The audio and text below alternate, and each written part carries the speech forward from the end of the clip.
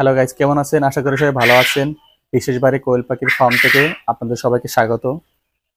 আজ আপনাদের বলবো 30 দিন বয়সের কোয়েল পাখি দিয়ে যারা খামার শুরু করতে যাচ্ছেন, খামার করার আগে তাদের করণীয় কি এবং খামার পাখি ওঠানোর পরে করণীয় কি, পাখিকে কি ধরনের কি ওষুধ, কি ধরনের কি খাবার দেবেন, এই বিষয় নিয়ে আজকে ভিডিওটি থাকবে। পুরো ভিডিওটি না টেনে দেখতে থাকুন। কোয়েল পাখি মূলত ছোট্ট একটা পাখি। এটা অল্প জায়গায় অনেক পালা যায়। যেমন ধরেন আপনার প্রতি 1 স্কোয়ার ফিটের ভিতরে আপনার 5 থেকে 6টা পাখি পালা যায়। এবার আপনি কতগুলো পাখি আপনি পালবেন, এইভাবে থেকে আপনি হিসাব করে আপনি একটা শেড উঠাবেন যে আপনি কতগুলো পাখি পালবেন। আপনি এভাবে থেকে হিসাব করে একটা শেড উঠাবেন। শেডের চতুর্পাশে যাতে আপনি আলো বাতাস পায়, আপনার এই বিষয়টা আপনি খেয়াল রাখতে হবে। আপনার পর্দা ম্যানেজমেন্ট সমস্ত কিছু আগেই রেডি করতে হবে।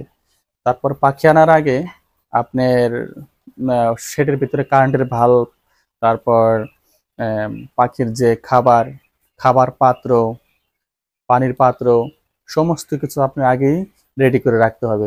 কেননা আপনি পাখি আনার পরে আপনি এগুলা দিতে পারবেন না।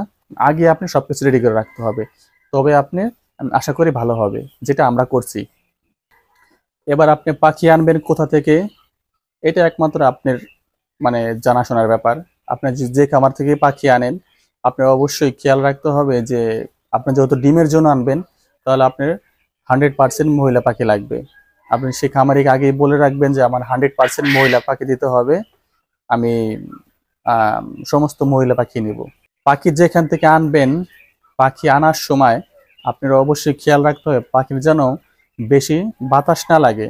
আপনি যদি গাড়িতে করে আনেন, তাহলে আমি মনে করি শীতের দিনে, দিনের বেলা, গরমের দিনে আপনি বিকাল টাইমে আনলেন অথবা রাত্রে, এই টাইমগুলো পাখি আনলে বেশি ভালো হয়, যাতে পাখি ঠান্ডা না লাগে।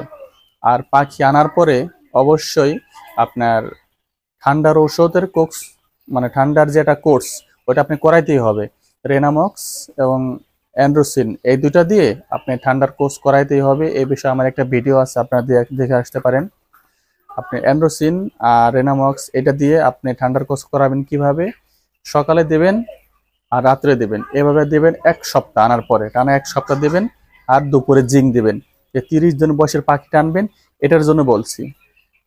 এভাবে চলবে 1 সপ্তাহ। তারপর আপনি দেখবেন যে আপনার পাখির কন্ডিশন কিরম।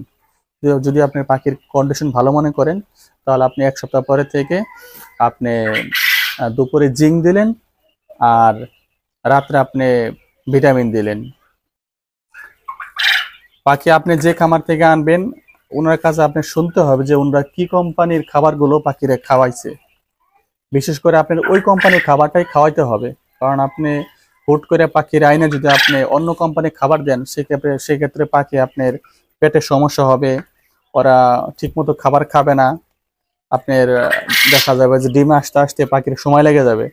এই কারণে আমি সাজেস্ট করব যে কোম্পানি খাবার খামারে খাওয়াইছে, আপনি ওই কোম্পানির খাবারটাই খাওয়াইতে হবে।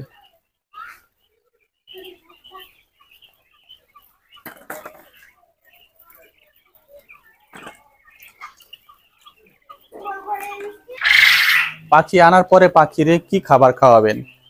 পাখি আনার পরে অবশ্যই শুধু ব্রয়লার স্টার্টার খাবার খাওয়াবেন। কারণ পাখি 70% ডিমে আসার আগ পর্যন্ত আপনার ব্রয়লার স্টার্টার খাবারই খাওয়াইতে হবে। তার আগে যদি আপনার অন্য খাবার, যে লেয়ার অনটা খাবার দেন, তাহলে আপনার কিন্তু পাখিগুলো রিজেক্ট হয়ে যাবে। রিজেক্ট বলতে আপনার ঠিকমতো পাখিতে ডিম দেবে না।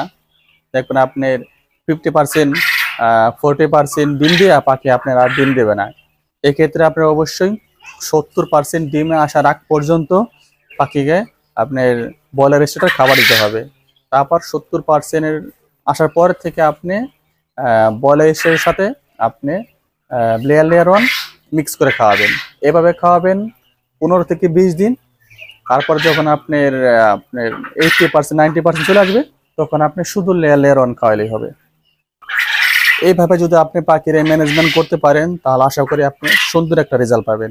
তো আজ ভিডিওটি এই পর্যন্ত, আর বড় বানাবো না। আপনাদের যদি কারো কোনো কিছু জিজ্ঞাসা করার থাকে, অবশ্যই কমেন্ট করবেন। আর ভালো থাকবেন। বাই।